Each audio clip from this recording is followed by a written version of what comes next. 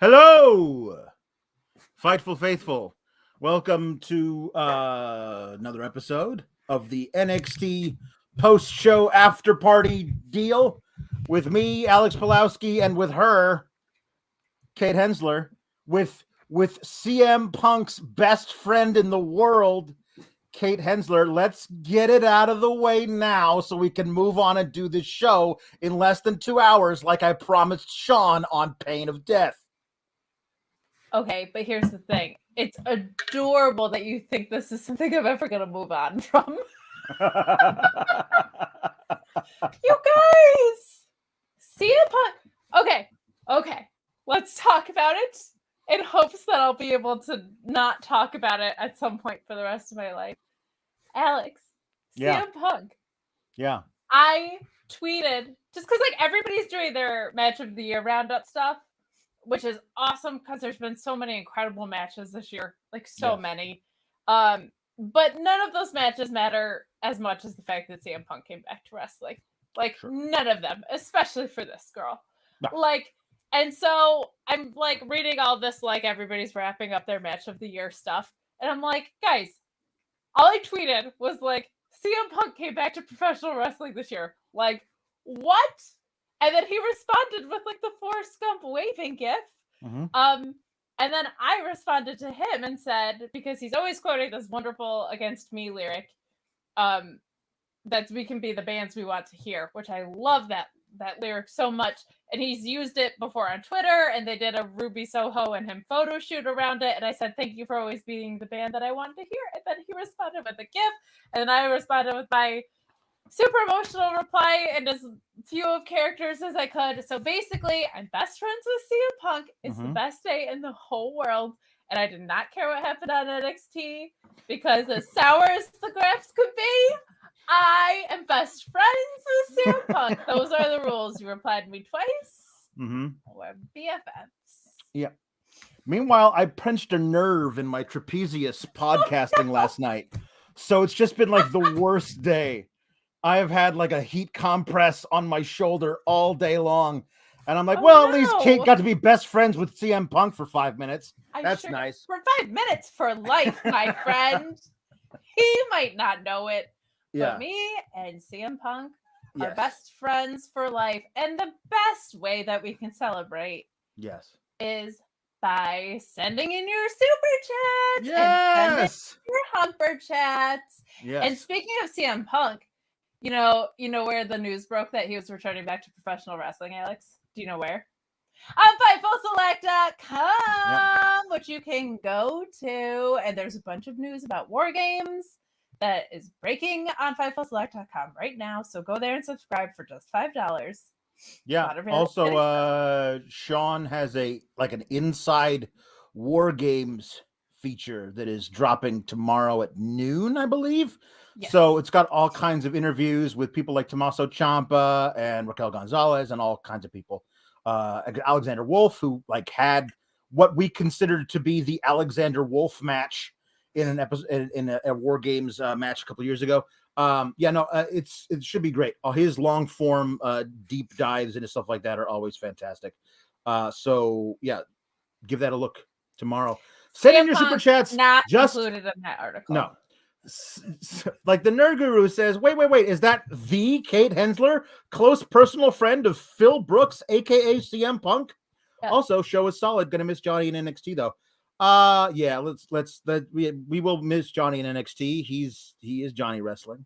The show was solid. I don't think it's when you have two absolute ring generals like Dakota Kai and Kaylee Ray in one ladder match, and in the other ladder match you have Johnny freaking Wrestling and brawny freaking Wrestling, who's going to take over this business in a year because he really is that damn good.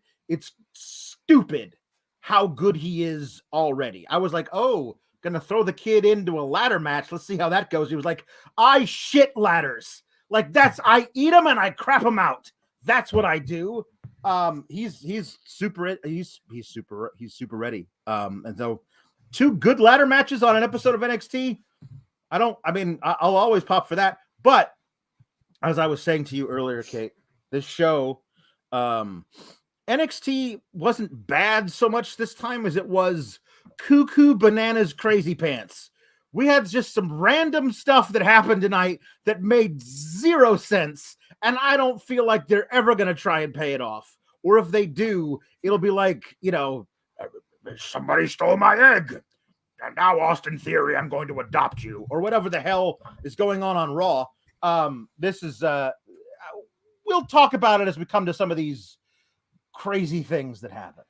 Look, but please, first of all, crazy things happen, like CM Punk tweets at you. Like, that's crazy, but that makes sense. That is everything being right with the world. Yeah. But then there's crazy things that happen, like happened tonight, which we'll get into. Yeah. So get those super chats in. Get those humper chats in at humperchats.com, because we told Sean we were going to go 2 hours today, which means we're going to have to cut off the wheel of impression somewhere around main event time. Yeah. And we don't want to get grounded. No. We've already been punished. Yeah. No dessert. Yeah. I snuck out, though, with my super cool friend, CM Punk Phil Brooks. Shauna Walensky says, as a fellow CM Punk mark, I am living vicariously through you, Kate. Keep cool, gabagool. Here's a Sour Graps exclusive. All right? Yeah. CM Punk actually replied to me forever ago, one other time, but it was in the discourse of us talking about Property Brothers. So it was more aimed at Jonathan, I think, from Property Brothers than it was at me. But did I celebrate like it was a personal victory of some sort? You bet I did. Yeah. But this one was at me on purpose, so it's just a little bit sweeter. But please live vicariously through me, because I've been just ridiculous all day. JW Pringle says, hey, Kate's mom and dad, did you know she has a new best friend named Mr. Cookie Monster Punk? I didn't actually get the chance to tell them today, but they know I'm obsessed with CM Punk, so this is how they find out. That's beautiful. Perfect. Shot Kid 29 says, I feel like I owe you all an apology for manifesting old versus new school with my super chat about NXT Blood Rising, New Blood Rising on the first episode of NXT 2.0. Don't apologize for that. I have a feeling that WarGames match is going to kick all kinds of ass. I feel like we need to call it like Battle Games or like W Games, because William Regal's not here. It isn't WarGames, so I don't know, like, what do we call it? Because it's not WarGames. No, Conflict Resolution Games. No, we're not going to do that. The Joe Gacy thing. No. Yeah, we'll talk more about everything as we get to it. So first of all, a couple humper chats before we get into the beginning of this thing. Ryan Sullivan says, this is for Alex. Thank you for taking the brunt of Kate's Punk excitement. Oh, buddy, you're my co-host tomorrow when we talk about AEW, and we have CM Punk and Lee Moriarty. Are you kidding? Yeah. Get out of town and take a bus. Yeah. It's not going to be better by tomorrow. I don't know what to tell you. Yeah. Jay Shell Nicole. Hi, Jay Shell. Says, happy to see your guys' faces after the Swole news. Happy you're doing well. Just wanted to say hi. Mom, I need you to read my letter later. Thanks. I read the letter. Thought it was fantastic. I will. I just know I'm gonna cry. So. Yeah. Swole. Swole decided not to. A mutual parting of the ways. Contract was up. Decided not to renew at AEW, which kind of sucks. I mean, I felt like they dropped the ball, I guess is the best way to say it. Like she had some really cool stuff she was doing on Dynamite with Britt, and then for whatever reason, health, whatever, she kind of disappeared from Dynamite. And she did some amazing work with Diamante on Dark, and I still maintain they should have had that blow-off match on Dynamite and given a big showcase to those two women who were killing it on the YouTube shows, and they didn't. And so it just felt like there wasn't a place for her there, what they were booking her to be. So they didn't want to have her out there like jobbing to people. She's great, and she's going to land on her feet wherever she goes. Confidentially, well, I guess it's not confidentially because I'm saying it to hundreds of people, thousands of people. But I kind of wanted Cedric to have his her husband Cedric Alexander to have his contract be not renewed, and him to go over and visit her at her place of business because he's great, and so is she.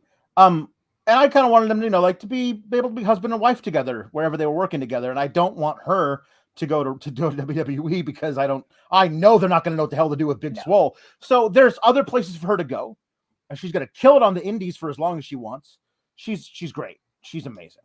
So the only thing I'll say too is reading her statement, it sounded to me, and this is all just hypothetical, it sounded like it might have been a little bit bigger than just wrestling. I don't know. She has challenges physically. She has Crohn's disease. That was a big part of it. I know she's been very open about that, which can make it challenging to find yourself in weekly episodic television if you just don't know how you're going to feel. So I don't know, from the statement that she put out, this sounds like it might be a little bit bigger than not being at AEW. This might be her reflecting on pro wrestling a little bit more. Yeah. But it did sound somewhat mutual and like an amicable thing. So, I don't think she would go to WWE. I don't think they would know what to do with her. And I just don't know if this is AEW specific or wrestling related in general. Sure. Crohn's is a bitch of a thing to fight and to have a physically demanding job. So if it's for her physical health, her mental health, like just all the best to her. And Jay Shell, I will read your letter. I just didn't want to do it while watching NXT because I know I'm gonna cry and I had to watch and do my job. But I will later. Shotkid29 says a super chat. Thank you very much. Says unrelated, but shouts to Big Swole.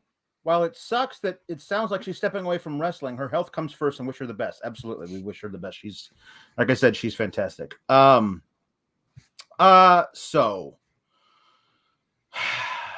we start out with the bad girls walking toward the ring. Dakota Kai more and more feels like she does not belong in that group whatsoever. It felt like if they had gotten another newbie, then they could have done like NXT 2.0 versus Black and Gold like they're doing with the men. But Dakota Kai has been there forever, so she's not a newbie. And she just doesn't fit with these other girls, except for the fact that she hates Raquel Gonzalez. But we got a little brawl, which spilled into the ring eventually with Kaylee Ray and Dakota Kai, and this match kicked all kinds of ass. This match, just like a humper chat, like a humper chat, and I was digging it, and as is less than normal in matches like this, to get an advantage in the WarGames match, which you don't know. Everyone enters one at a time, from one faction and one from the other one. So whoever gets the advantage is whoever enters first. So usually you do that. The heel is the people who do that because it's better for the heels to have the advantage and for the baby faces to fight from underneath. That's kind of wrestling. So it's interesting that they do this and have Kaylee Ray for the nominal babyface team win, which usually to me means they might be brewing something weird. I think this happened when Dakota Kai turned a couple years ago. I think their team had the advantage, and then they didn't because she just flipped out. So yeah, that was different. So I don't know. I love the match. Match was great, and I will say at least there's an actual advantage, unlike spinning a wheel, which was not an advantage because it was a wheel of chance.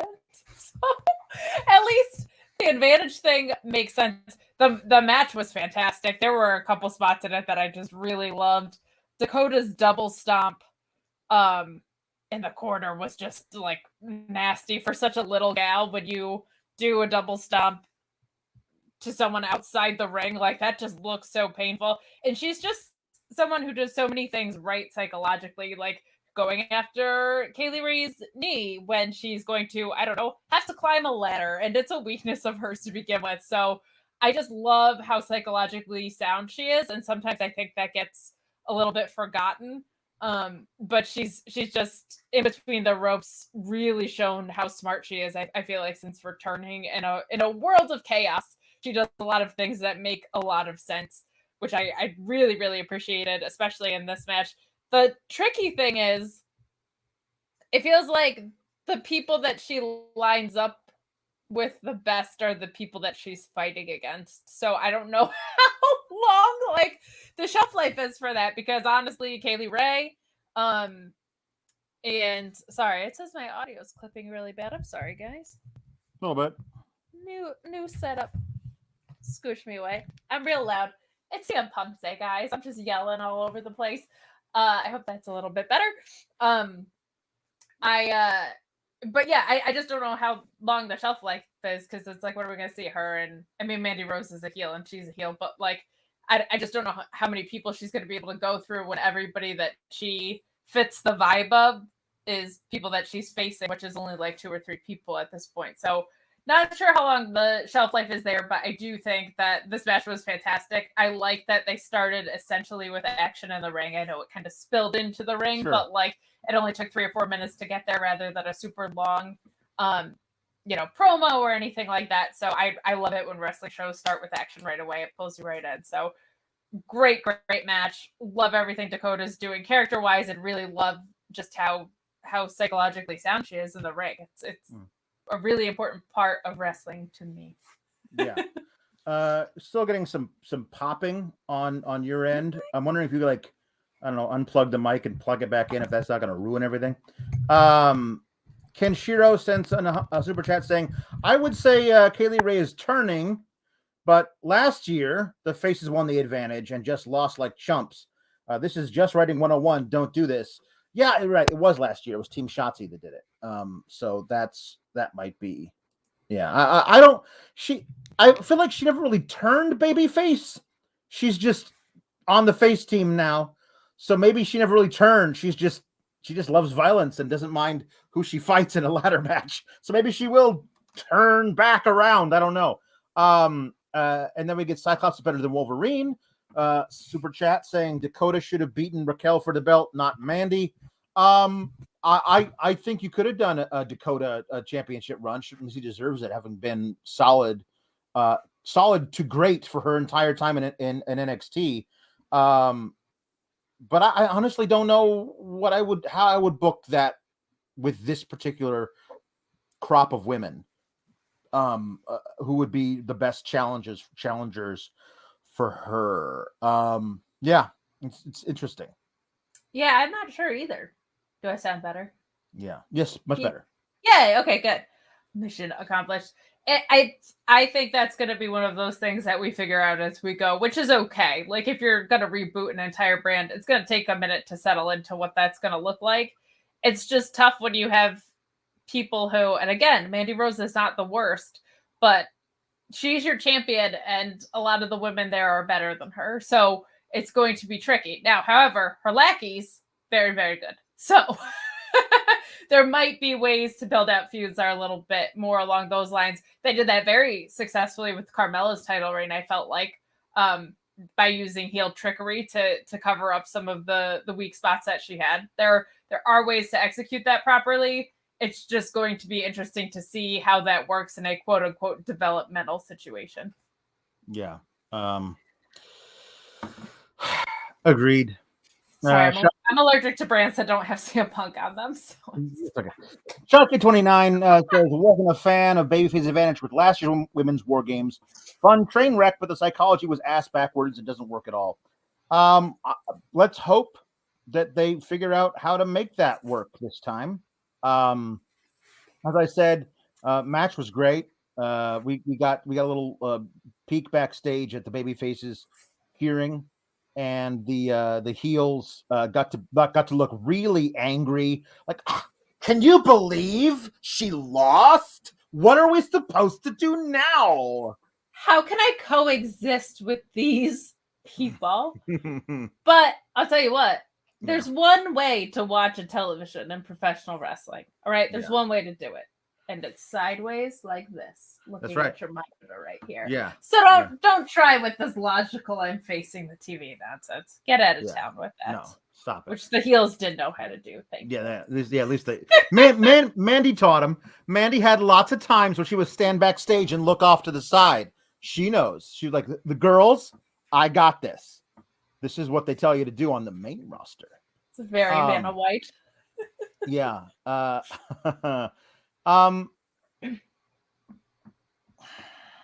So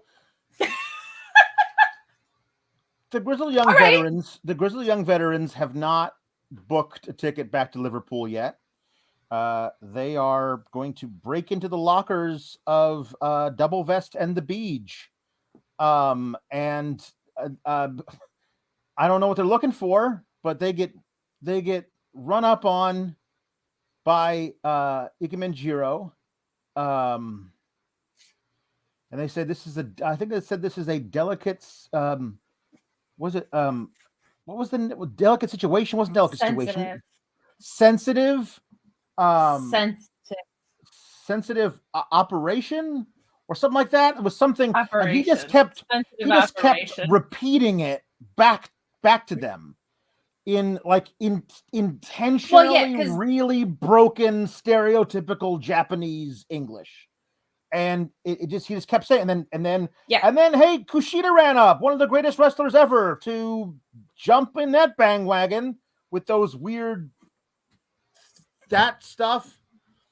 And there was at one point where they all shushed Zach Gibson, and then Double Vest and the Beach showed up and ran him off, and they ran away. Sensitive operation, but he didn't say sensitive operation. He said sensitive operation. I'm not going to do the accent, but that's what he said. He kept saying sensitive operation. I guess that's what comedy is to Bruce Pritchard. So. Yeah, so at first I just thought, wow, what a wildly insulting stereotype of anybody Asian on the show. And then I was like, well, everybody's an insulting stereotype on this show, really. like all the white people are insulting stereotypes of women and people from the South and whatever. Grimes was talking about how smelly he was the other day. But yeah, it's a little baffling that it's become so cartoonish, right? And to do that with someone's ethnicity, I think is the most insulting thing. It is very dumb that potheads are driving 7 miles an hour, right? Like, I mean, let's talk about that. Let's talk about that. Hot girls are upsettingly hot. Let's talk about that. The MSK has been traveling for 5 weeks trying to find the Shaman, and they finally get there. They have a sassy GPS now. I don't know. That's a new thing. Was the GPS always sassy before? Did I miss that? If somebody's talking shit, you calling them dummy or whatever. I don't know what it was. And they turn left. Dummy. No, dummy. No, I don't like this segment. And they say, turn right, and then he flips on the left blinker, and then he says, no, you dumbass, your other right. And that's what the GPS says. And then the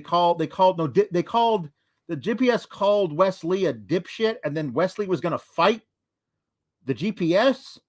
But eventually they've reached their destination. They're at the Shaman's house, and they get out of the car, and they walk up, and they ring the doorbell or knock or whatever, and the door opens, and they step in, and the Shaman is there. He's backlit. He's wearing combat boots. Luis Polito says the Shaman looked yoked. I mean, I'm so nervous. It's Elias. So nervous. Why would he be the Shaman? I mean, of course. Why not? Everything else is cuckoo bananas, crazy pants. I don't understand. You got there. You're there. Well, because Elias is dead. I understand. granted, I'm talking about the point of this segment. They took them 5 weeks to get here. They're here. The WWE NXT Twitter account tweeted out, "We want to know who the Shaman is too." You guys have the footage. Just look at it and then tell us who he is. Why are we waiting another week to find out who the Shaman is when you're right there? I don't want no more cliffhangers with this stuff. Just do it. Do you think this is going to be a big reveal at Battle Games? I don't know. Battle activities. If it's not RVD, battle activities. Battle activities. Battle tricks. I'm real nervous it's going to be Elias. If it's not RVD, this whole thing is like, it's a waste anyway. Yeah. Like, there's been way too many segments about it. But if it's not RVD, dear God. If it's Elias, I'm going to be so sad. So we don't know who he is. We gotta wait. We gotta wait for Elias, RVD. I don't know. Who cares? Somebody we've never seen before that we're supposed to care about. Maybe that's who it is. This episode is all just crazy. We have a sassy talking GPS, which I guess fits with the stoner gimmick, but whatever. We have sense live operation. We have all this stuff that just felt crazy. And Chris Rain sends in a Humper chat. Thank you, Chris. Says, "Thank you, Alex, so much for your sour graps on Raw. I also thought I was taking crazy pills to listening to you and Ollie Davis." Yeah, everything kind of feels backwards now. Like Vince has decided, what if every day is opposite day? Like it just feels like nothing makes any fucking sense. And he just decided that's what he's gonna write now for things. Or instruct to be written, and then I don't know. Sean Blanford says, "Hello, hashtag Team Kalex. Glad to see both of you survive Thanksgiving, and Kate is still alive after her CM Punk Twitter correspondence. Hoping that WarGames Ghost Kate. Hoping that WarGames battle activities is better than we're expecting and steers the 2.0 ship in the right direction. Keep cool, gabagools." Yeah, here's the deal.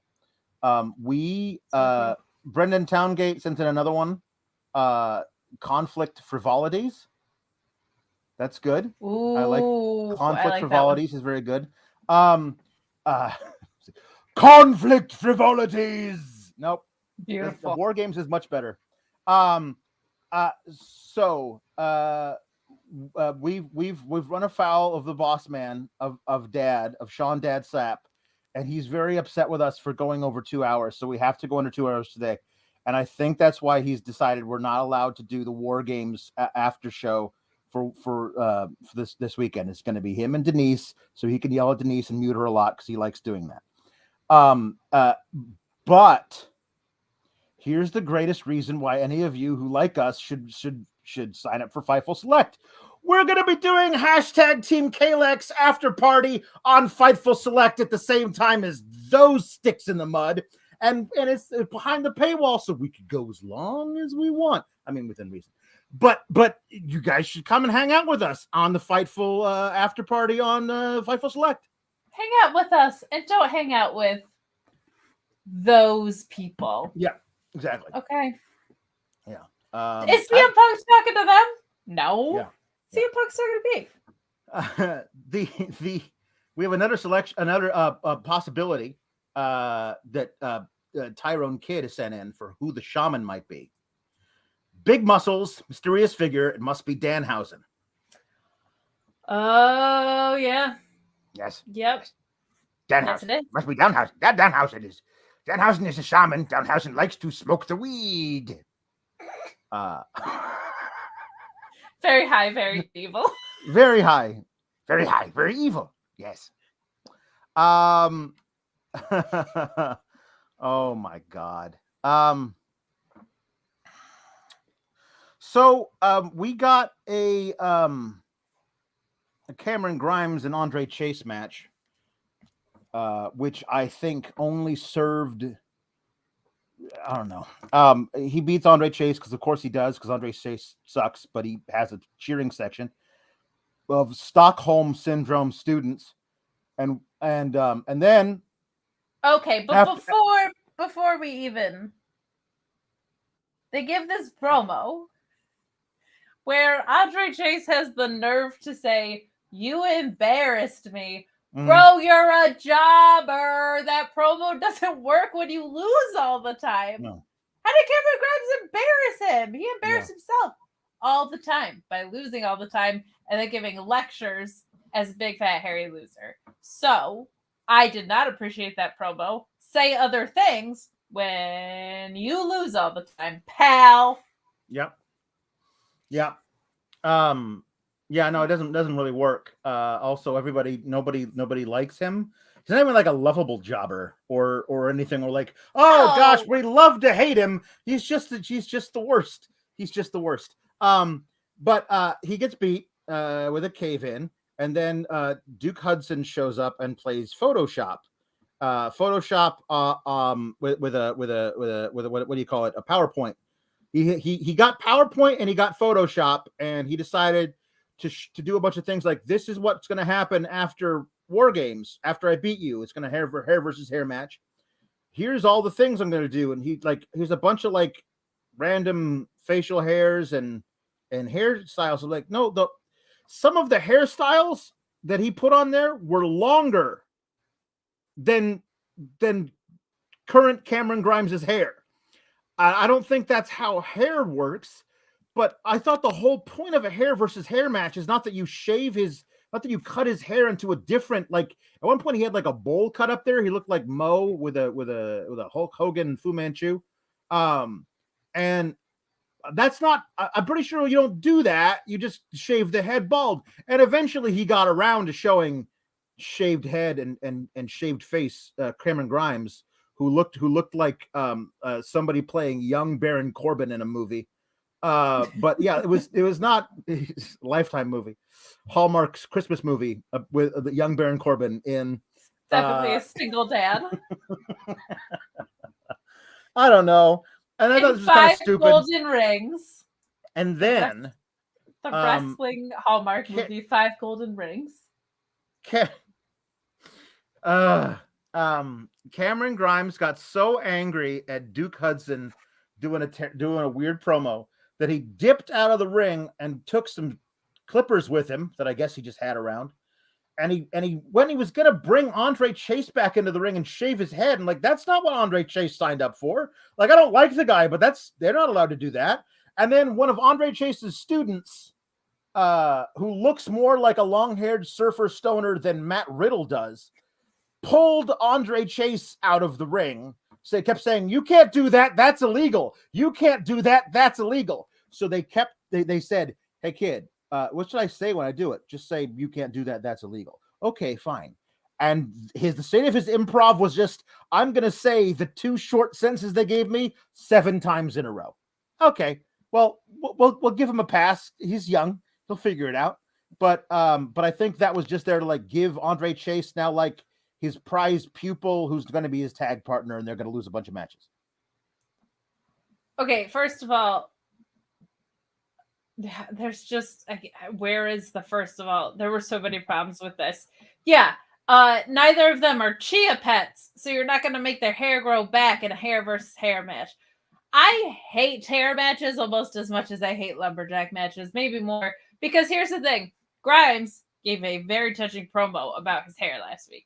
Like, he made it feel like it meant something. Yep. It still grows back, though. Yep. I had the side of my head shaved, like, and it grew back in like 8 months. It did not take that long. Like, it's hair. It grows back, and it grows back real fast for dudes. So I just never really bought that stipulation as anything very meaningful. And certainly you don't do longer hair. And also, how did Duke Hudson just know what did he say? A computer wizard? Yeah, like, he knows a guy who knows a guy who hooked him up with some photoshops of Cameron Grimes with no hair. My best friend CM Punk would never. Just he would never. And then I don't know a single person who is like, I don't want to see my teacher get their head shaved. I've never known a student at any grade school probably, that wouldn't be like, let's see our teacher get his head shaved. No Nope. to all of this. It doesn't make any sense. We need William Regal back. Yeah. And we need Samoa Joe to start kicking people's asses again. Yeah. Yeah. We need him to come back and say WarGames. You need him to say WarGames. We need him to set matches, and we need him to enforce rules. Yeah. There are rules. So have him come back and say WarGames, or have him come back and the Batted to One Jam Beard says Tussle Activities Event. Drew Nicholas says NXT Conflict Resolution Hausen. And Andrew Daughtry says, I have to admit, at least tonight's episode made me curious enough to watch Sunday's Combat Activities pay-per-view. Combat's good. Combat's pretty good. Combat is either combat activities or battle activities, and I haven't figured out which one it is just yet. Wait, what if, like, instead of a ladder match, it was like shoots and ladders? I'm brilliant. That's good. That's good. It's shoots not and, war like games. remember that ridiculous thing that WCW built at the end was like the 3 cages on top of each other, and you had to climb to the top to get something. That was so stupid. What if that was an even bigger cage that you built that had like trap doors, and if you stepped on it, it would take a slide back down to the lower level, and you had to climb ladders up there. So it was literally like hell in 4 cells, but with chutes and ladders. Hell in 4 cells. I'll see you at a Hell in 4 cells match. Quadruple hell in a quadruple cell. Oh, that rules. Yeah, that'd be good.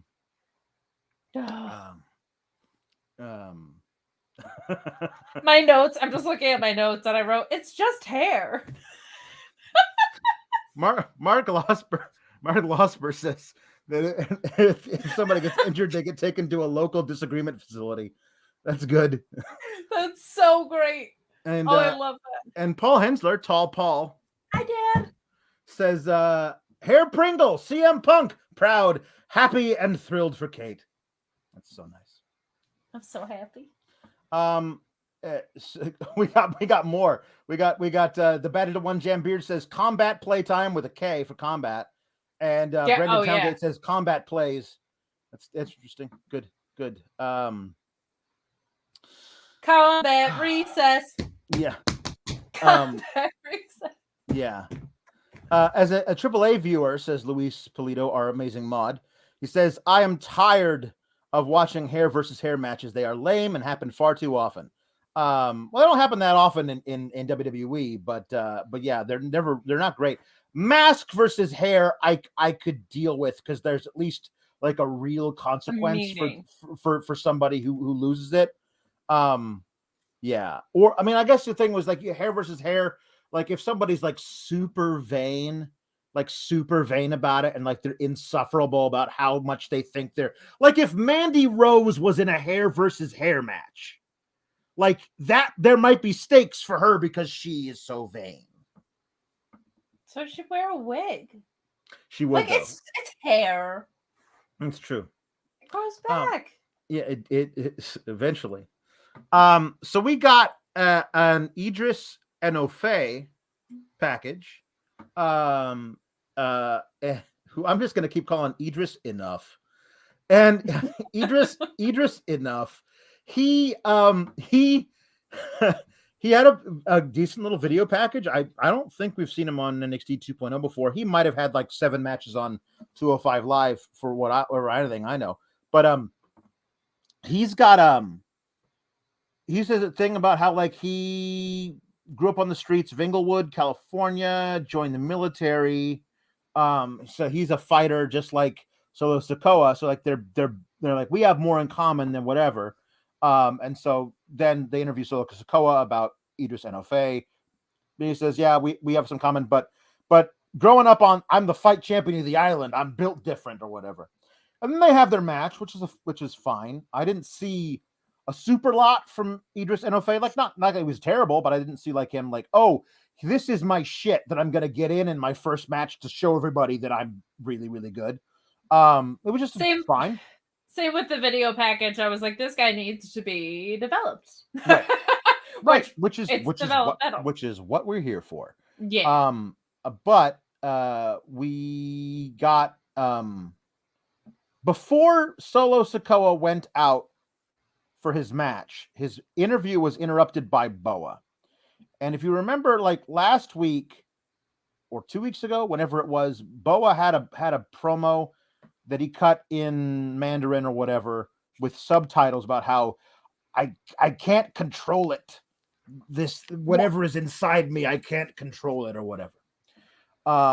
So then he walks into Solo Sikoa's interview segment and going like this.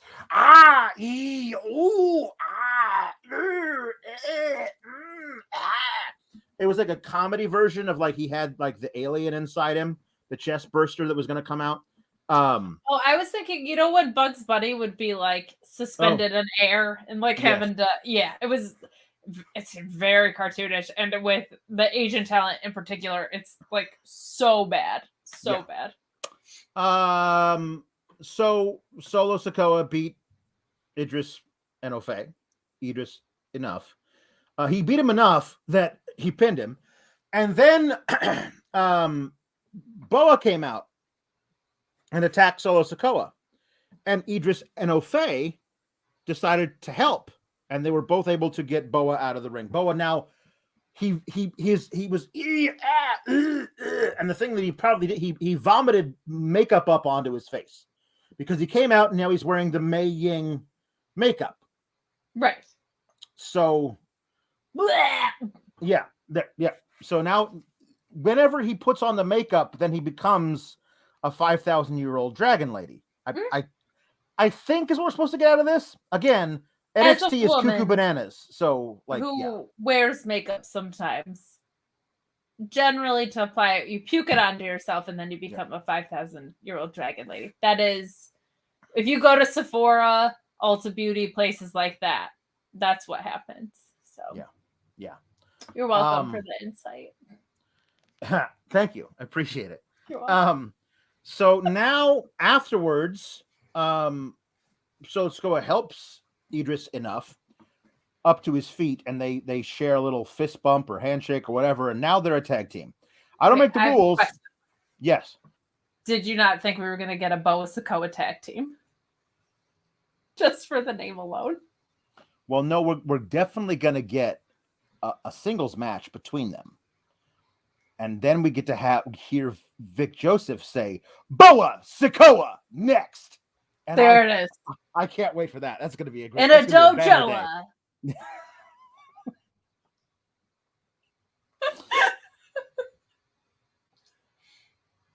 Guys, CM Punk interacted with me twice today. Yep. Boa Sikoa next. So we have 2 more vignettes that I'm just going to talk about right now. Sean Blanford said, glad to see NXT scrapped the Tiffany Stratton daddy gimmick. Oh, wait. No, she's no longer playing tennis badly. Now she's walking through Beverly Hills. As soon as I was born, my daddy called me his princess, and princesses drive the coolest cars, and they wear the best clothes, and they never look at the price tag because it's just a bunch of numbers. And my daddy told me I could be whatever I want, and I want to be an NXT superstar. Really? Honey, really? Do you know how much NXT superstars get paid? Like, no, you don't. For SmackDown or something, chickadee. Like, why do you want that? Why would you want that? Financially motivated, let's say, NXT is not the thing that you're gunning for. By the way, my dad, who super chats the show, never called me princess, and I drove a Z3 manual, black exterior, red interior. That car was sick. It also slightly unreliable and did not last that long. But you don't need to be a cajillionaire to drive the coolest cars. All right, my car was awesome, and I am not Tiffany Trump. Yeah, no, I don't feel like NXT is the place you go if you're like, oh, I spend my weekends at the country club and my Tuesdays at the NXT.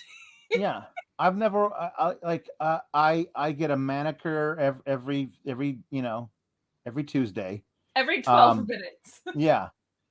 Look at my I shop on Rodeo Drive and I drive a Lamborghini or whatever. Like I don't understand. Like, I mean, if your Lambo if your thing is that like, I spent a lot of time with my grandfather when I was a little girl, and he was really into wrestling, and I watched a lot of it with him. And when he died a few years ago, I decided I wanted to be an NXT superstar because that was our favorite thing to watch together.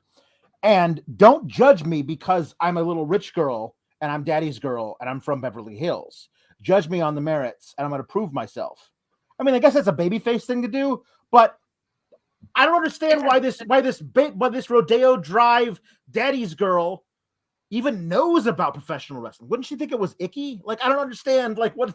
I don't understand this character at all. No, all the elitist circles love professional wrestling. Yeah, they do. Notoriously, independent wrestling takes place at the finest golf courses and not high school gyms. This just doesn't. There's like A and then there's C and B makes no sense at all. Like, I'm the character, all right, and from what people have said, she can actually wrestle pretty well on main event, but like that connecting piece of if you enjoy the finer things, you enjoy NXT. Not working. Not working for me. Also, you do not want to drive your fancy ass car to the NXT parking lot. You know what happens there? No, it's bad. Unsafe. DJ Page says Tiffany is an aged up Princess Morbucks. And Jay Blood says, I told Daddy I want to work through injuries, not have health insurance, be underpaid, and put up with a ton of nonsense. Also, not make money off of any third parties, have any days off. Not at all. She would definitely have like an OnlyFans situation. Who are we kidding? No way. And the last vignette that we got was for Draco Anthony, who is seated in a diner by himself, drinking a cup of black coffee that he has not touched. It is cold because it is not steaming. And he's like, I am not what NXT wants, but I am what NXT needs. And I'm like, is he the equalizer? Like, what is like sitting alone in a booth in an empty diner, drinking cold black coffee and staring out at the world? Like, are you waiting to meet a guy who's going to hire you to kill somebody? If this is the guy that Tony D'Angelo hires to do his wet work, fine, cool. But I don't understand what this, like, I sit alone in a diner and now it's been my dream to be an NXT wrestler. I don't understand. My notes just say New Jersey Batman. That's what we do in Jersey. We sit in diners and we drink coffee. We don't talk about how we're like the one that people don't need but deserve. Like, that's what this was. I was like, this is New Jersey does malls and they do diners. And I was like, this guy. Yep. New Jersey Batman. Yep. Valab says, real talk, I'd like to see an indie show at the finest golf course. I had a really fun idea of like a black tie independent wrestling show. I thought that would be so fun. It would be fun. JW Pringle talks about my Boa impression. He says, I've made those noises before, took a couple of Tums, and was right as rain. So there you go. Thank you, JW Pringle. Guys, get in your super chats. Get in your humper chats. And leave a thumbs up on this video so people can find us. And go to FightfulSelect.com because in case we just don't do WarGames justice, which we are, but you're going to want to read Sean's pieces on Inside WarGames. It's pretty dope stuff. So check it out.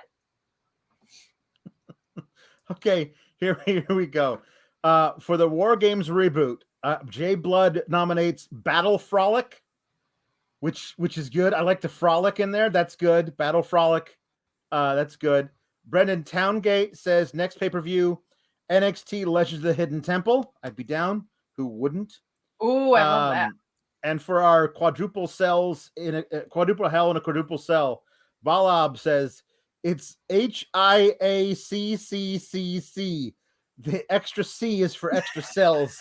I'm losing brain cells over this. That's good. I love it. Hey, before we move on from this coffee vignette, do you know what kind of coffee he should have been drinking? Oh, absolutely. Do you? No, tell me. I think Sean should tell us. Sean Ross Sapp tell me. Even better. What am I doing with my life? I got to wake up at the crack of 11. I need a new job. I'm too tired for this. Psych. That's because I got 4 Sigmatic coffee. I never tried coffee before 4 Sigmatic. I was afraid of feeling jittery, but then I heard about 4 Sigmatic's Perform Coffee, and lately I've been having it in the morning. It's infused with lion's mane for focus, cordyceps for performance. As I've highlighted in the past, sometimes I've got some memory issues. Sometimes I worry about retaining things like that. 4 Sigmatic helps out an awful lot. This stuff is legit. I'm more productive, focused, energetic, and feel on top of my game. You can also use it as a pre-workout if you want. It's easier on the gut. You don't have that jittery feeling. And you're probably wondering, well, cordyceps? Mushrooms? What, does it taste like mushrooms? No. The flavor's rich and smooth. Perfect cup of coffee with all the added functional benefits. They've got over 30,000 5-star reviews, and they back their product with a 100% happiness guarantee. If you don't love it, it's free. What do you have to lose? You lose your wild morning 11 a.m. hair like this. That's for sure. I've worked out an exclusive offer with them just for Fightful listeners. Save 20% on your first order at the 4 Sigmatic website. That's 4sigmatic.com/Fightful. FOURSIGMATIC. Use that coupon code FIGHTFUL at checkout. 20% on anything you want. Check it out. Wake up. Alex, did you know? This is a fun fact. Well, this is an exclusive too. Did you know that Sean used to do voiceover work? I heard. Still does, I think, a little bit, but it's like scaled it back because he talks so much. But in case you guys missed that fun fact, he used to do voiceover work, the Sean Ross Sapp, which you can see a great example of in that ad. So I think that's the coffee that he was drinking at the diner. I'm just saying. It could have been. It's easier on the gut, you know. So it is. It's infused with lion's mane. Yeah. What? Yeah, I did not know you could do that. I did not know that was a thing you were allowed to do. Does it also infuse with rhino horn and giraffe hooves? Okay, whatever. You know, whatever makes it easier on the gut. That's fine because I battle acid reflux literally all the time. So, you know, I'm well aware of the advantages of a good old Tums. I understand how that works, JW Pringle. So anything that's easier on the gut, I'm all for. So we got we got Legado del Fantasma versus Von Wagner and Kyle O'Reilly. And people were like, "Oh, Kyle O'Reilly's contract is up in December. So this is it. Like they're going to lose this match and then they're not going to be on WarGames." It's like, well, we don't know when it's up in December. I don't think it's like December 1st. It's over for everybody.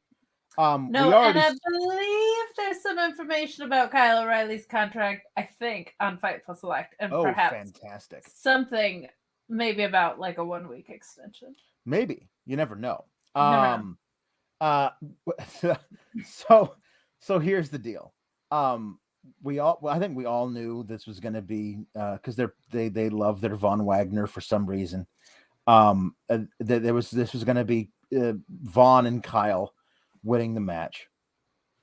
But Legado del Fantasma, they're working over Kyle a lot.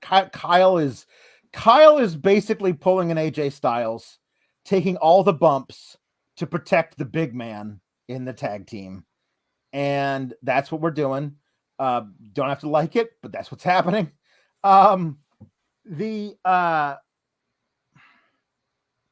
Legado's working him over, and then Zion Quinn walks out slowly and gets in a fight with Santos Escobar, who's standing at ringside.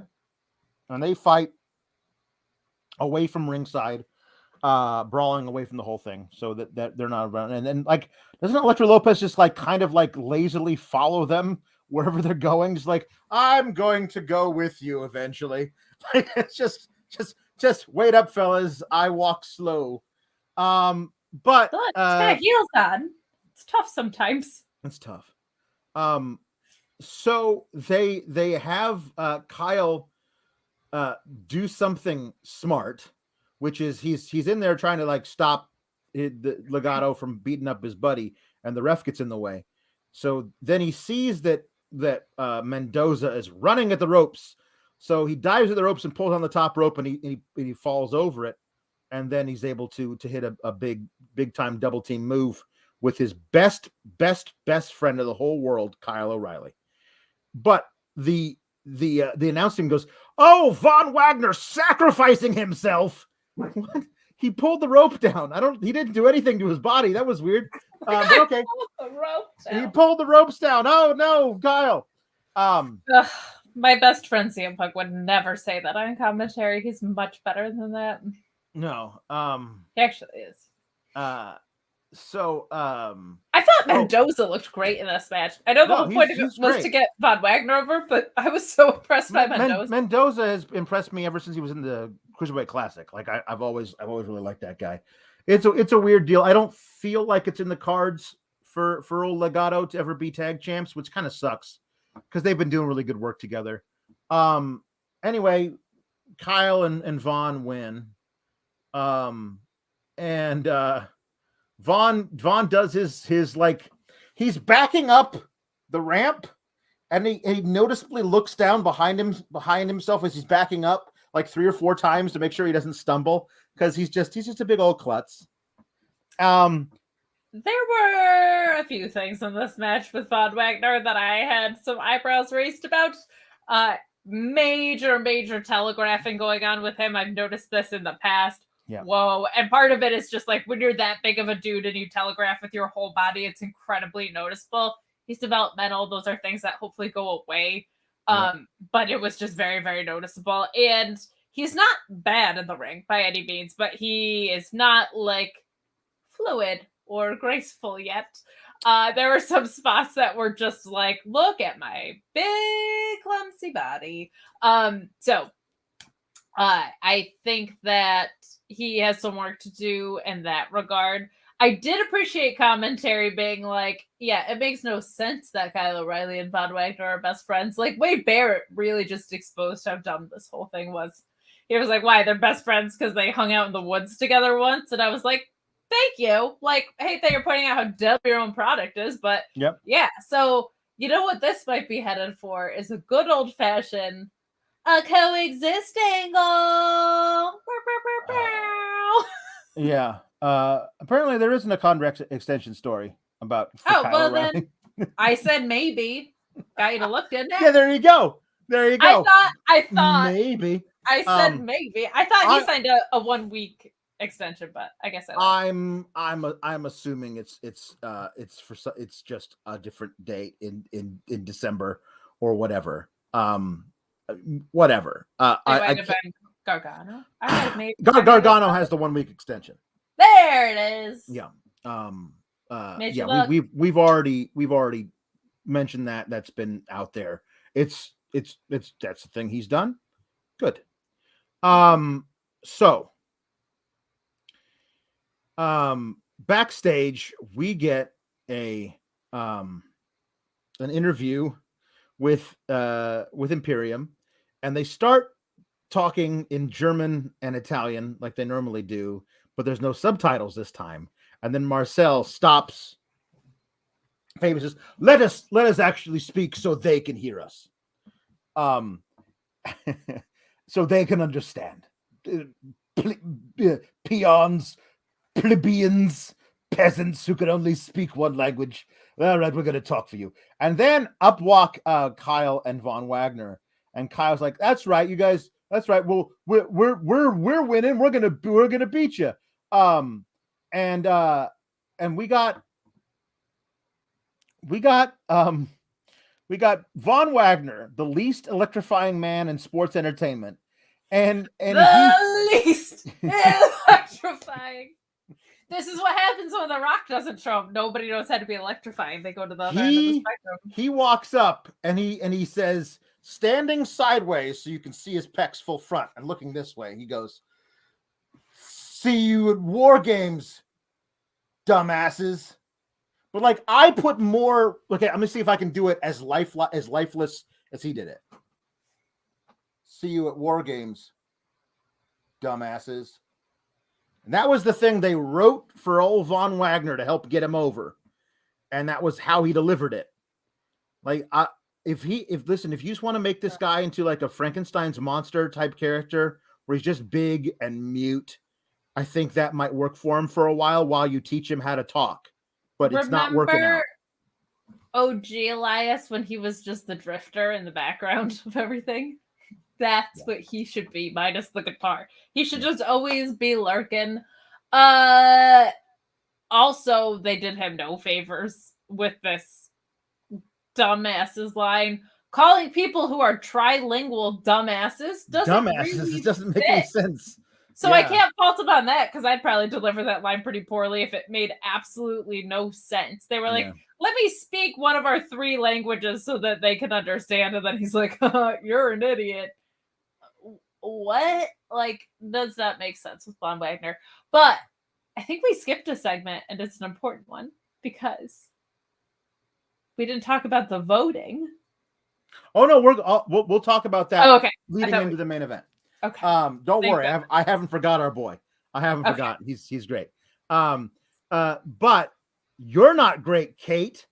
You're not great, because now you've given out false information. So Ken Shiro says he's got to cancel the subscription. I did not. She said maybe, and you don't want to cancel your subscription. Not only a few days before the Fightful NXT after party after WarGames. That's the only way you can watch it. Because and if you are, please send in a $5 super chat to make up for your canceled subscription. That's right. I did not lie. I said maybe, and I sincerely had it confused with the Gargano news. There you go. They're very similar. So there you go. There it is. So we got the Joe Gacy inclusion invitational, because his whole thing is that he wants to make the cruiserweight division more inclusive. So he has a cruiserweight guy and a lady and a big dude. He's a big dude. I don't know what he was wearing, but he's a big dude. He looked like he was wearing like Abdullah the Butcher pants. He was a big dude. Abdullah the Butcher pants. And he says that we're not going to let the cruiserweight, after I'm champion, we're not going to let the cruiserweight dictate, like, no, we're going to body shame people for being too heavy, and we're not going to be sexist and gender discriminate against the women, which, like, honestly, I've always thought that it's a cruiserweight division.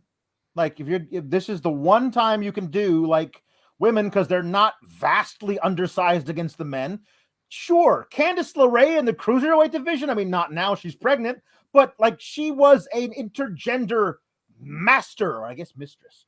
But she was amazing in those matches before she came to NXT. She absolutely could wrestle and kick the ass of a lot of men in the cruiserweight division. It would be a lot of fun. So I hate that I have Joe Gacy in there telling me things that I kind of agree with. It's that meme, the worst person you know just said something you agree with.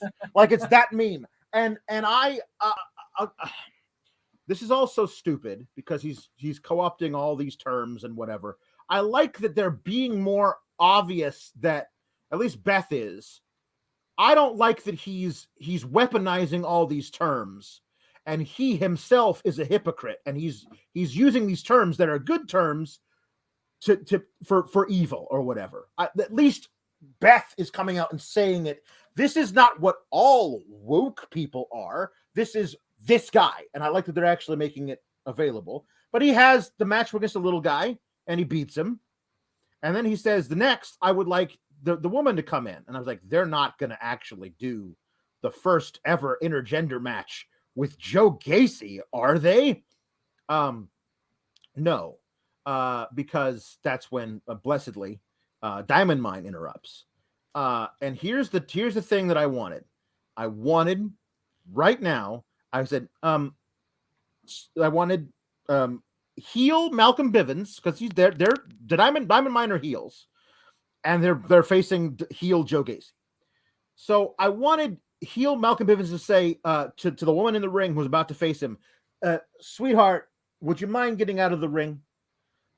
This is not, we're not going to do this right now. But Ivy Nile will gladly get in the ring with you, Joe Gacy. And I wanted her to deck him right in the face. Yeah. Just closed fish, knock him out. Like, I wanted her to wrap the chain around her fist and just cold cock him. Like, if you want to fight a woman, fight me. I wanted that. I still think we might eventually give it, but right now, like, I want her to put him in that nasty submission that she did last week with the chain. Yeah. I think that would be so sick. Yeah. The Gacy stuff is growing on me because it's becoming more clear what's going on here. I just don't understand why a manager would ever raise the weight limit, and I continue to struggle. They're closing the gap on my taste for not liking Joe Gacy, but they are not closing the gap on the fact that rings are not safe spaces, and the nature of combat sports, in all combat sports, weight class is a very obvious thing. So it just would make no sense that somebody's seeking this out. And I get that it's all a manipulative device, but like, it just doesn't make sense that like he would be. It's because there's no rules. Like there's no heels work better when they're rebelling against rules or trying to find their way against rules. And right now there's nobody enforcing the rules because William Regal's not there. And Malcolm Bivens isn't like giving that counter punch in the same way. So it just feels like this guy is like, well, then what the hell are you doing near a wrestling ring if you hate everything to do with combat sports? Like, just don't be here then. Like, there's still a barrier for me for the buy-in on that. And I get the manipulative device piece of it, but it's just so counterintuitive to this world that we're already trying to buy into that's feeling a little bit tricky. So I just don't love those things, but I do feel like this is heading in a better direction. I would absolutely love to see Ivy Nile just put him in that, whatever the hell that submission was that she did last week. That was so nasty. But yeah, and I still don't buy that network television is going to put intergender wrestling on the map. Like, I just don't think that's going to happen, unfortunately. I just wanted to land one punch. It's okay for that women. Will happen. In WWE, women are allowed to punch men or hit a meteora on them or something in like the intergender, the mixed match challenge or whatever. Like that happened all the time. So Team Extreme But if Ivy Nile does it to somebody, she could kill them. And that's what I'd like to see. That's what I'd like to see. We get a super chat from DJ Page who says Gacy's character rules because this is how most woke people I encounter are. Terribly sorry for the way that you have lived your life. That's what you do. I love that he's a heel character. Him as a face would suck. Well, I totally agree with your last statement. It would absolutely suck if he was a baby face. It's just, I'm sorry that these woke people, which of course is not actually a term anybody who is woke uses. That's a pejorative used by other people to describe people who just want, nice things for others. I don't know. That makes them woke. So I feel bad that you have encountered only woke people who are like this, because that's not good. That's too bad for you. Too bad. But yeah, he would suck absolutely as a face. Yeah, Drew Nicholas says, shout out to Joe Gacy's opponent, Vinny Pacifico. He rules. Well, there you go, Vinny Pacifico. I did not realize that was Vinny Pacifico. My bad. Yeah, ROH standout. Great talent. Very, very skilled wrestler. Good dude. Yeah. So then Roddy Strong gets in the ring, and he says, with Malcolm Bivens, and he says, hey, what are you doing? Why do you let this man speak for you all the time? And Friday's like, you know what? I'm done talking. And he decides to rush Joe Gacy. And I don't know, it's like Joe Gacy's cult expanding, and Abdullah the Butcher Pants guy is part of it, because he stopped Roddy Strong from beating up Joe Gacy, and I don't know what Abdullah the Butcher Pants gets out of this one way or the other. I'm not really sure. Because like he said, don't body shame, and like, thank you, you're on my side, and I trust you now with my life. I don't understand what that is. But anyway, it winds up with Gunner, or not Gunner, Harland pulling Joe Gacy to safety. I don't know. I want to believe they're not stupid enough to basically end their cruiserweight division entirely by having Joe Gacy win this match, but that might be what Vince wants. He might want to just end the cruiserweight division because he doesn't need it anymore. Yeah, I think this is gonna be like a ha. Harland has the cruiserweight title thing. Yeah. I think that's gonna be the end of one of the coolest things that they've done in the past 10 years, probably. So that is gonna stink, but I think that I just wish it didn't take this route. With the segment itself, I do like that Roddy Strong cut Bivens off, because it kind of gives Bivens an out of like, this makes no sense for a manager to be doing. So Roddy Strong taking this into his own hands, I thought made a lot of sense. So it was at least like justified that way, because the manager would never be like, yeah, let's give up this advantage that we have. So at least it was him being like, no, I'm tenacious and I want to do this.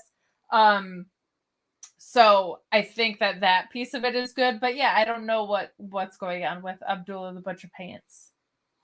Anyway, so I guess that was to let it play out.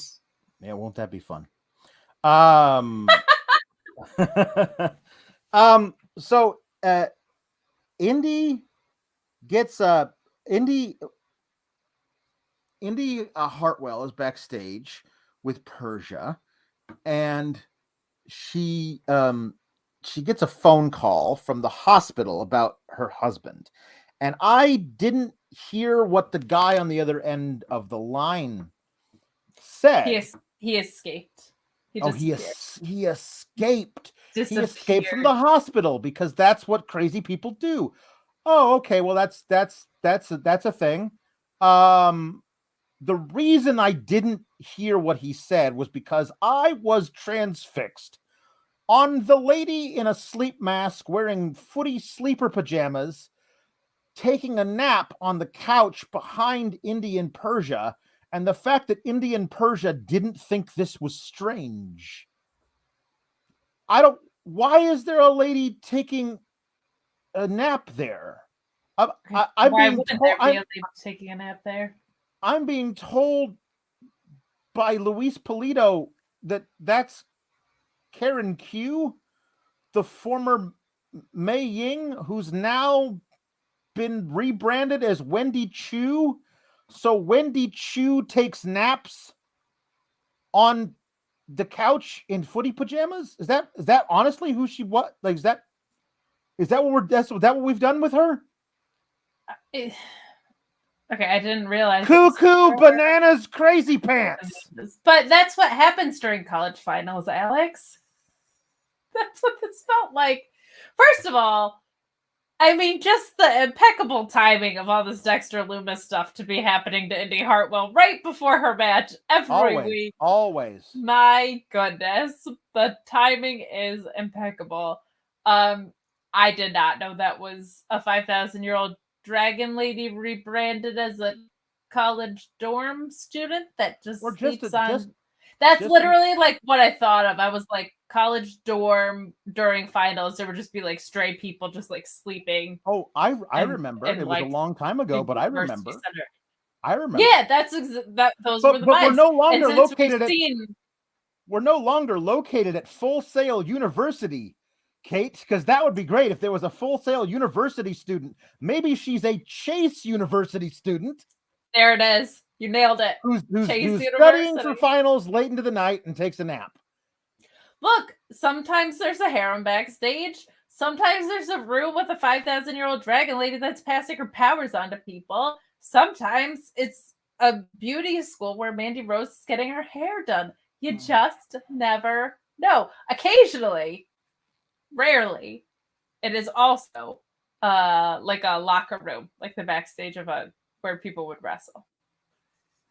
And I thought that I actually saw her sleeping on a couch a few weeks ago when GYV FaceTimed with their grandma. She was in the background. I thought I saw somebody laying on the couch back there, and I was like, no, that would be crazy because nobody brought it up. But I went back and yep, she was like, so this is long-term storytelling, Kate. This is what they're doing this is what they're doing. I don't know why. I don't know what the gimmick is. I'm a nap aficionado. Like, I don't know what you're. First of all, that's upsetting because I consider myself a nap connoisseur. Oh God, I have to have one every day or I can't function. You can't function. I can't function. What was her name again? What was Mei Ying's name? Wendy Choo. Wendy Choo. CHOO, like choo choo. Wendy Choo, as you lie there, hopefully as uncomfortable as you possibly can be. I want you to listen to me, 5,000-year-old dragon lady rebranded as a college dorm student. I want you to digest this because before I know the whole pipe bomb. I already did it on the distraction. Yeah, I know you do. I know you do. That was actually my first exposure to Kate Hensler was that, and I was like, she seems fun. Oh. Phil, my bestie. Oh man. Cyclops has a good point. Says Dex is at a local medical facility, not at a hospital. That is a very, very good point. Very true. Mike JC says, I don't know who was sleeping on the couch behind Indy. Apparently it was Wendy Choo. But everything involving Zion and Elektra makes me want to do that. Sleep on a couch. Great post though, guys. Hashtag Team Kalex. Yeah. Zion Quinn was walking just leisurely, like his suit unbesmirched, just walking leisurely through the parking lot. Well, that means he's a grizzled young veteran if you have a nicely pressed suit now. Apparently. And the interviewer on the parking lot is like, hey, how did that fight with Santos Escobar end? And I have a feeling it's just beginning. Dun, and then dun, Elektra Lopez walks up and says, hey, good luck. You're going to need it in your match with Santos next week. And that's it. And so now it's going to be like this thing. Elektra, who do you choose? Your one true love or Legado? And it's going to be a terrible telenovela. It's really going to be not great. Remember when they tried that telenovela angle with, I mean, not Hispanic talent, but it basically was Summer Rae and Ziggler. I forget who else was in it. It feels exactly like that to me. Yeah. So we got an actual match. between Indy and Persia and Valentina Feroz and Ulisa Leon. Was quick. Persia won. Persia got the pin. I feel like that was it. Like there wasn't nothing to say about it. Okay, right? Like I don't have anything. Do you have anything in your notes? Because I got nothing.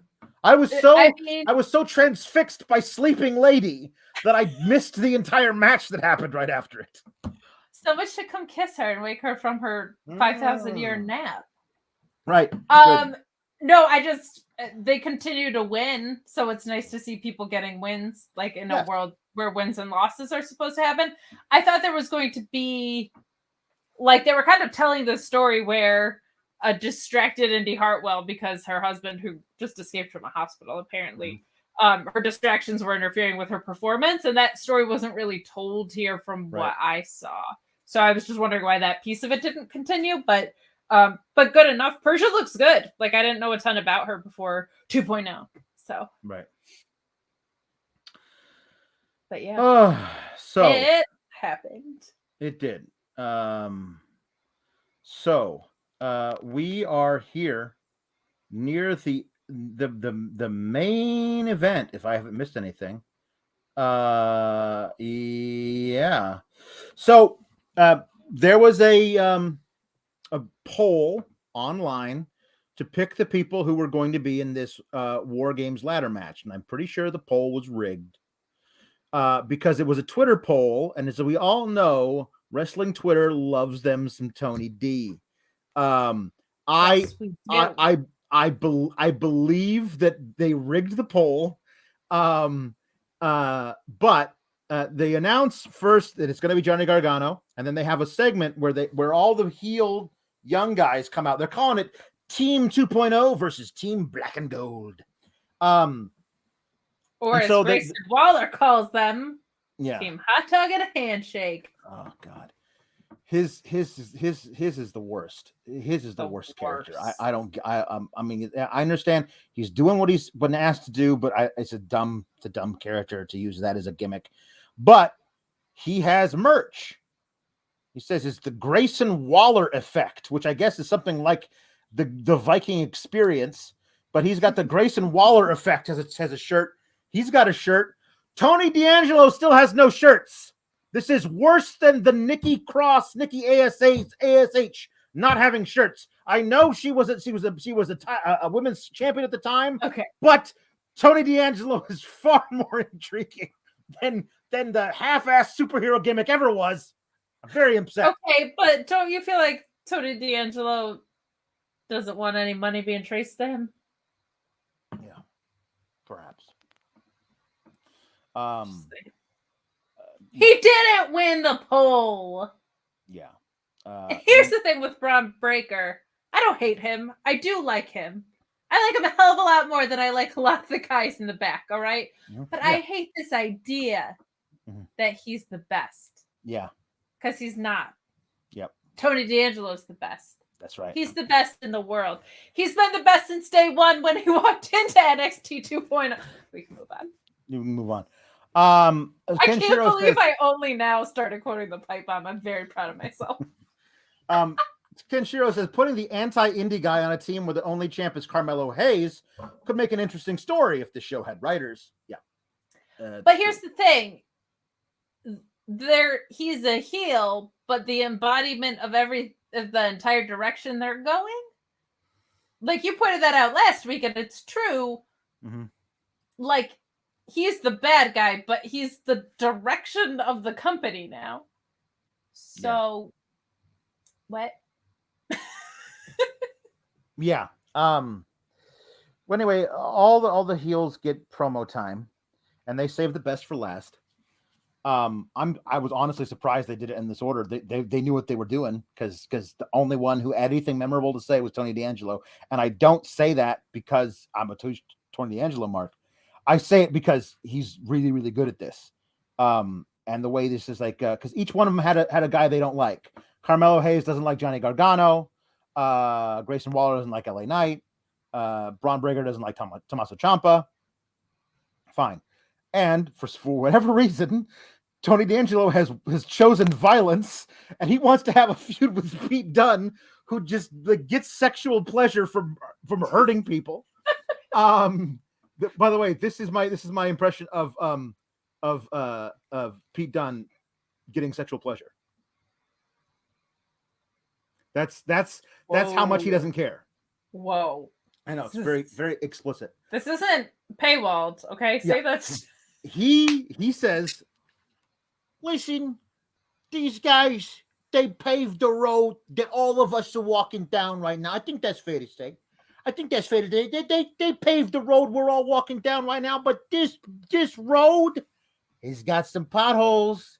He's got 4 potholes, and we're gonna fill those potholes with your freaking heads. And I was like, that's it. I love this guy forever and ever and ever. Like, I don't know, so, and here's the thing. You will never be able to convince me that he's not writing his own stuff, because it is so much better than the dog shit they're writing for everybody else. Like, he has to at least be like, I'm gonna tweak this and make it good because everything else is shit. And they're like, well, actually, everything you've done has been really good. I had a thought about this. It's either that scenario or scenario B, where you know how they're like famously not looking for wrestling writers. They just hired someone from The Sopranos or The Godfather or something. Yeah. That's my other theory. Yeah. It's very good. Volob says that it was a very scandalous impression of Pete Dunne. It was. I don't care. Basically, it was Edge and Lita's live sex show, but a one-man show, which is impressive. Yeah. I absolutely love this, and I at this point they hadn't announced who was going to be it yet, and I thought, oh my God, Tony D's going to get the match, because how could he not? How could he not? And I was like, I want to see Tony D'Angelo in a ladder match. That could be a lot of fun. You know, let's throw the kid in the deep end. But whatever. No, they didn't give us what we want, because Tony D'Angelo is just grabbing all of Vincent Kennedy McMahon's imaginary brass rings until it finally dawns on him that they're just that. They're completely imaginary, Alex. Yeah. But Breaker was fantastic, and we'll get into the main event. But as we get into the main event, guys, we need you to get in your wheel of impressions so that we can make Sean fire us. Yeah. Get those in now, because once we start, we can't keep it going. We gave our word to Sean, and because we're baby faces, our word means something. So get those in now. Leave a thumbs up on this video. Go to fightfulselect.com and subscribe. Word is bond. Phil Felice says that Tony paid off the writers. Hashtag living the gimmick. Hey, Kashish. Hey, here's a little extra for you if you make sure my promo doesn't suck ass. That would be good. This ladder match, because Gargano comes out and delivers a promo by himself. And he says he calls Braun Breaker the big bad booty nephew. And I'm like, at this point, guys, you just gotta call him a Steiner. Like, it must be one of those things that, like, they're trying to convince Rick to let them use the name, because, like, otherwise I don't understand why you're not doing it if you're gonna do all of this obvious hints. My theory is that they weren't allowed to use the name, and now they are, and that they are like closing. That now they have to make that transition, but it's just become too obvious at this point. But you mentioning Gargano reminded me, the Johnny Wrestling chants kicked in, and Carmelo Hayes did nothing to stop them or control them. He's gonna have to figure that out, because for some reason everybody's still doing what dance and stuff. Like, he did not have control of the crowd at all, and Trick certainly didn't jump in to help him at any point. They were just too busy saying, Melo don't miss. But, like, you got to be able to quiet those down if you're going to keep going, because that's an important aspect to this business. Yeah. But yeah, I like the promo the Johnny Gargano cut. I love the idea of Big Bad Booty Nephew catching on, because they were actually chanting Booty Nephew, Booty Nephew, and you could tell that Braun really liked that too. Yeah. Yeah, he was smirking. He really liked it, man. Here's the idea. You can copyright. James Barlow says they're afraid of Rex Steiner go somewhere else and use that name, as if that will stop him if he leaves. Like you can copyright Rex Steiner. That's Rex is not his name. Rex Steiner. You can copyright that if you like. You can copyright that. That's not his name. Braun Steiner is a perfectly fine name. His actual name is Bronson. You know what I mean? Like, there's a deal. He's not going to go anywhere. He's not going to go anywhere because you're going to pay him millions and millions of dollars to carry this product into the next decade because you have nobody else. Because this is the guy. Like, if it's down, like, okay, like we watched two guys tonight. Okay, we watched Braun Breaker, we watched Rex Steiner, and we watched Cal Bloom. We watched Von Wagner, and we saw them both tonight. Like, and one of them was a tag match, one of them was a much more marquee match. But you can see that Rex Steiner knows how to sell. He knows how to do facial press. He knows how to like do transitions. He's got a whole different, like, a really interesting move set. There's no way you can convince me that Johnny Gargano could have carried Von Wagner to a decent ladder match tonight. No, and I don't think Johnny Gargano carried Braun Breaker anywhere. I think they had a great match, a great ladder match together. Like when I said that it was right and good for Tommaso Ciampa to remain champion and beat Braun Breaker once, I'm like, because I want good long-term storytelling. I think Braun Breaker absolutely has what it takes to be a future WrestleMania main eventer and to be the guy. When Roman Reigns leaves for Hollywood, you need to have this guy in prime position to just step in and be the guy after Roman leaves to go to Hollywood. Like, he's the guy. There's nobody else that I think you have anywhere across all three shows. This is the guy. So like, do that. Let's actually see how he can work. Trying to chase a champion who's beaten him before. That's a good test of how you actually tell that story, as opposed to squashing dudes forever, which is a story he's going to tell a lot because he's Vince McMahon's project. So there are people in the company that could be that guy, but they won't let them be that guy. Like Cesaro should be that guy. Like, there's so many people that should have been that guy. Owens could be that guy. He's leaving. So they've just screwed it up for the past 5 or 6 years because Vince is into him. Maybe. Do you think he's the guy to dethrone Roman? Do you think they go that fast with it? Well, it depends on when you think Roman's going to lose it. Because I mean, I've said I think that you should have him in prime position to be called up for SummerSlam 2022, and then he should take the title off of Roman if Roman somehow is still champion in WrestleMania 2023, and then just do that. You know, they haven't built up anybody else for it. Like the only logical way out of it, if they're not going to do The Rock, the only logical way out of it with what's going on the main roster right now, to me, is Seth Rollins. And that defeats the purpose of dropping a title to someone that this could make somebody. This could make a Braun Breaker if he comes up and wins the title. That guy's a star then. Seth Rollins doesn't need that. But right now, he's the only logical story that I can think of because they have a brother versus brother history together. And you can use Royal Rumble as a way to do the crossover. Maybe Drew McIntyre, because he still carries some weight. But I feel like with the reign that Roman's had, him dropping to someone that's already a star makes no sense. So maybe they do. Maybe it is hot-shotted that quickly. It doesn't feel like hot-shotting because he has come so far in such a short time. But I think it's the thing that makes the most sense, which is surprising to be saying. Yeah. I thought the match was excellent. There was some really good stuff from both guys. Braun, I really liked the two spots near the end where Braun had Gargano up at the gorilla press, and Gargano swept out of it and into a tornado DDT. I thought that was excellent. And then I love him just yanking Gargano off the ladder onto his shoulders to do the power slam.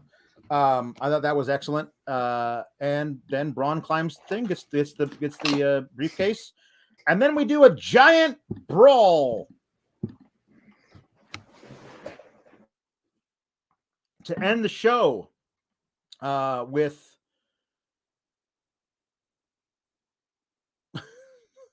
we have to do a giant brawl to end the show because all the baby faces come out, all the heels come out, and we have a giant brawl to end the show, and that's fine. That's I dearly needed Vic Joseph to say, "Oh, the tape machines are rolling. We'll tell you what happens on the next show." So that was the entirety of the wrestling program. Now, here we go. I'm gonna read some more super and humper chats. We need you guys to come in on Sunday and watch the NXT WarGames NXT Battle Frolic after NXT WarGames. And we're going to be there on Fightful Select. And a lot of people say they're going to be joining us, Kate. Mark Losper says, guess I'll be watching Fightful Select then. Chris Rain says, best news ever. Can't wait for the after party. Sean Blanford says, I'll be watching Kalex's select review of NXT 2.0 presents Skirmish Romp. NWA Bad Blood says, shout out to the coolest duo since Batman and Robin. Oh, that's very nice. Thanks for making Tuesday nights fun. Hashtag heel Kate for the win. Josh Cardenas says, how many women are jealous of you, Kate, for CM Punk? Kate, can you hear me? Kate is gone. I'm going to answer this question for her. A lot of people are jealous of Kate for CM Punk and being a best friend. Hold on a second. Let me get this damn banner out of the way. Hey, it's me now. It's not. There he is. I'm hearing the echo of me. You can hear You you? hear me very loud. I will work on that. A little better. Still very much me. Good? No? Better? Yes, I can't hear me anymore. Yay! Fantastic. Hey, good job. We had a question for you, Kate. Josh Cardenas said, how many women are jealous of you, Kate, for CM Punk? Like all of them? Yeah. All of them? Yeah. Aaron says, I'm not going to ask for a jukebox this week. I just want to say thank you for all you do. The duet I asked for last week had me in tears. Cheers, legends. Oh, thank you, Aaron. Chris Rain said, I had to share with my Fightful family with Kate being CM Punk's best friend. Britt Baker said, I was such a sweetheart and one of her favorites on High Spot's live signings tonight. I'm on top of the world right now. Congratulations to you, Chris. That's awesome. Good for you. One more super chat before we get to the jukebox. James Bowers says, I am looking forward to the first Steen kill on AEW. As you pointed out, Vince only has time for one person to push, and Steen ain't going to be it. Yeah. Oh, I missed one. The Nerd Guru says, I think you said this last week. I did. But man, it would be awesome and really get me invested if the new school took out LA Knight and Samoa Joe came back to take his place. Oh, yeah, buddy. That would be amazing. That'd be about the only thing. Yeah. I can think of. Yeah, we got yeah, somebody sent a super chat here. Oh yeah. R26 sent a humper chat saying the two best days will be when Kushida goes back to New Japan and Io Shirai goes back to Stardom and away from Vince McNXT Bruce.0. I like Bruce.0. That's good. Bruce.0 is pretty great. That's pretty catchy. Now, oh crap. Here we go. We are into the jukebox. Okay. We need like a jukebox karaoke theme. Yeah, we do.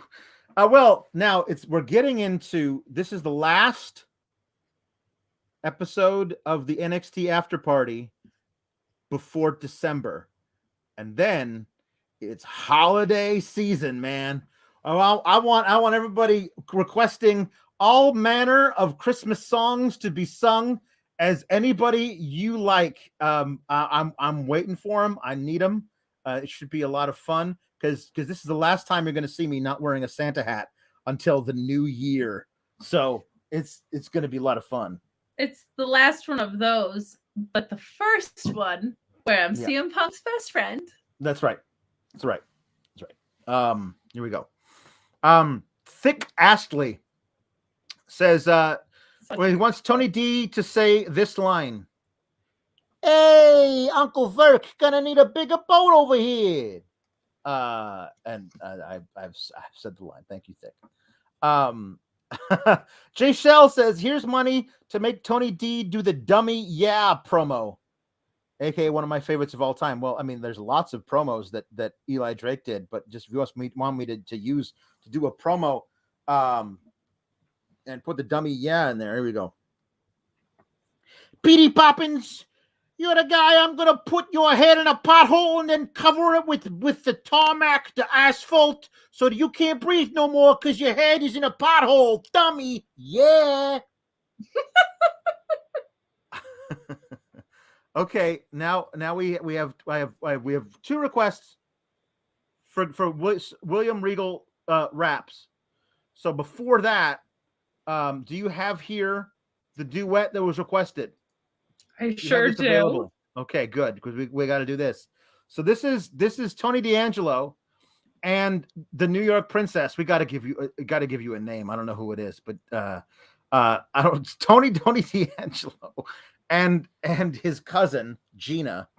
I don't know. Doing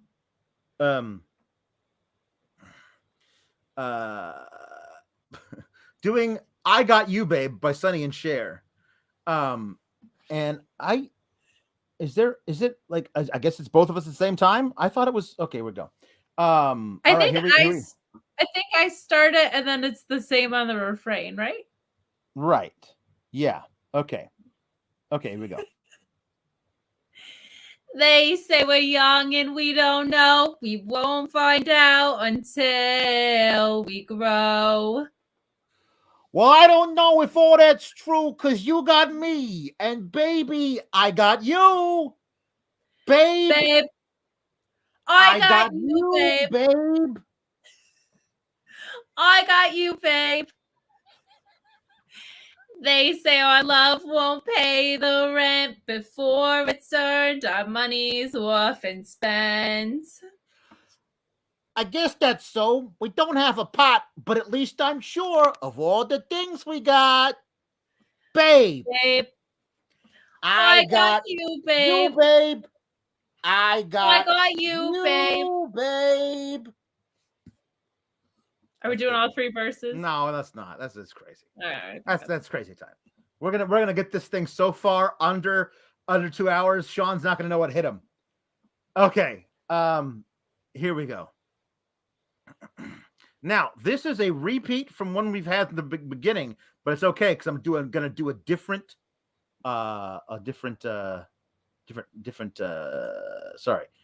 verse.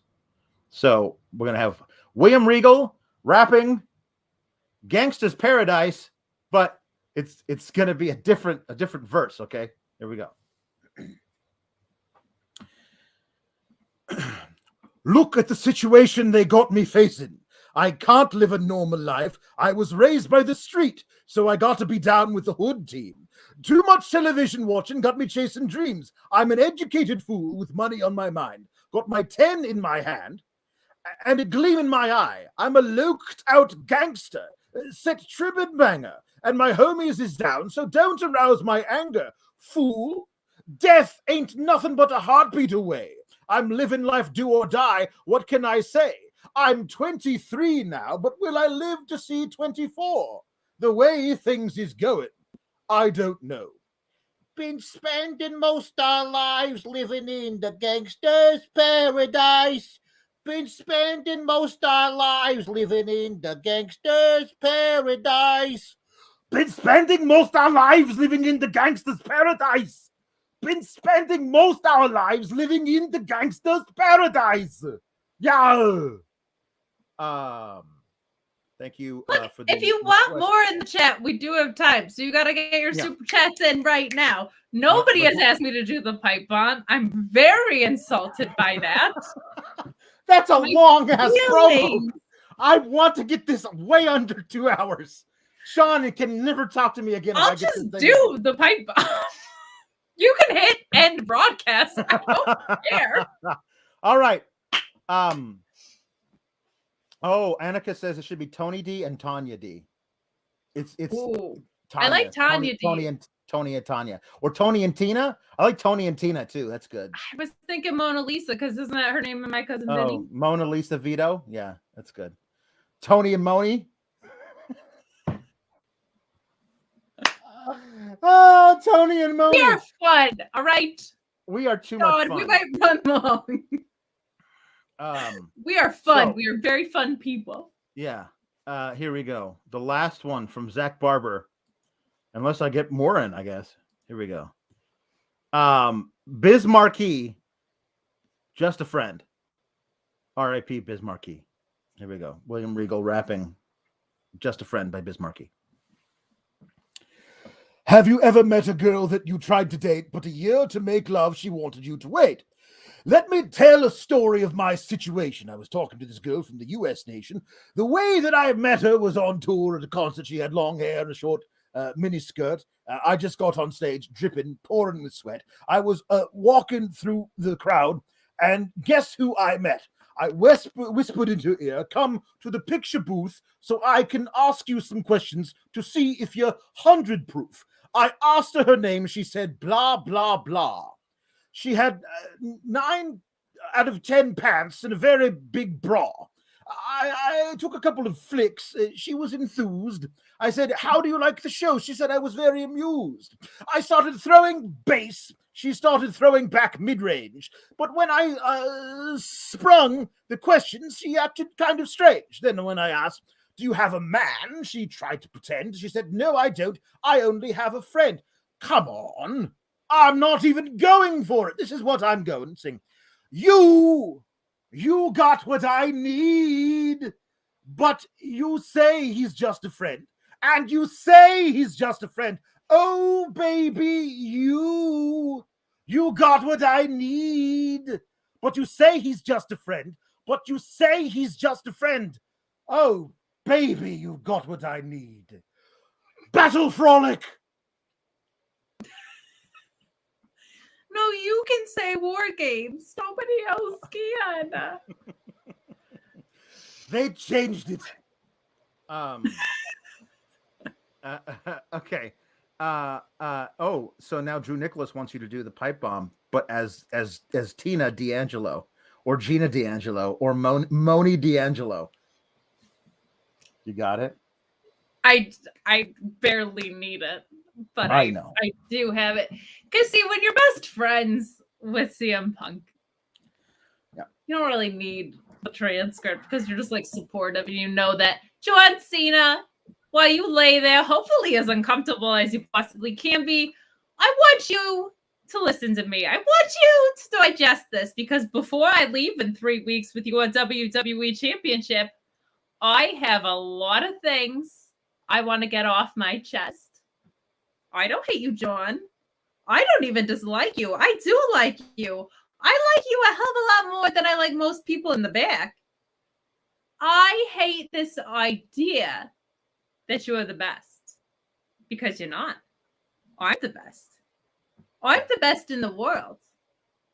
There's one thing you're better at than I am, and that's kissing Vince McMahon's ass. You're as good as kissing Vince's ass as Hulk Hogan was. I don't know if you're as good as Dwayne / the Egg. Who knows what's going on? He's a pretty good ass kisser. Always was and still is. Whoops, I'm breaking the fourth wall. I'll leave it there because I could just go on all day. I was going to come in the middle so I could say, this isn't sour graps. Because it is. It is. Kate, tell them where they can find you. You can find me all over CM Punk's replies today, but you can find me at Kate on Deck IC. You can catch me this weekend doing a WarGames. I'm sorry, WarGames. Can we get a WarGame? WarGames! Thank you. Review with this guy. Watch hours over the Great Muter and Denise. Right after the pay-per-view. You can catch me every Tuesday here. You can catch me every Friday with Sean doing the AEW SmackDown and Rampage post-show. And, of course, every Wednesday at Mark Order Pod, talking all things, all elite, freaking out about CM Punk on the regular, freaking out against him and Lee Moriarty. That's going to slap. I'm so excited. Yeah. And then, probably just like roaming the streets of Chicago with my best friend. So that's where you can find me. You can follow me at Alex Sourgraps on the Twitter. Twice a week I do the Sourgrap show on Fightful Select, which you should totally join to come and play with us on the after party for WarGames, because it's going to be so great. And then because that's where you're going to find me doing that. Also, I'll be here tomorrow night to review that amazing CM Punk and Lee Moriarty match. Yeah, spoiler alert, it's going to be amazing. Of course, my best friend. And also other things. And yeah, so come hang out with us tomorrow night with I review a match featuring Kate Hensler's best friend. All right, Sean, with 8.5 minutes to spare. Keep cool, Gabagool.